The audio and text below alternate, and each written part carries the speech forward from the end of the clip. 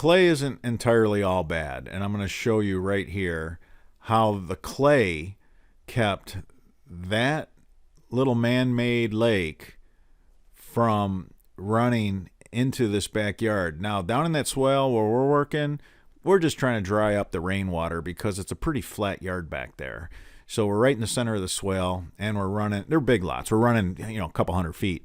But I wanted to show you guys that lake, or that little man-made lake or large pond, whatever you want to look at it as, it was several feet higher than where we're working. Yeah, our trench is dry. So we use clay like this as well.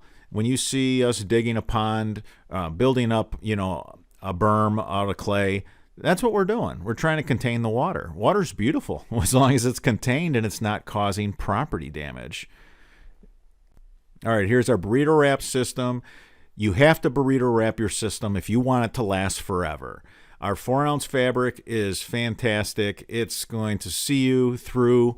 If you want to build a French drain for a legacy home and you want it to be for the next 5 generations, I mean, you can go to our 8-ounce. It's crazy how that 8-ounce fabric holds up. I mean, 20 years later, I've dug up that fabric and it doesn't look but a day old.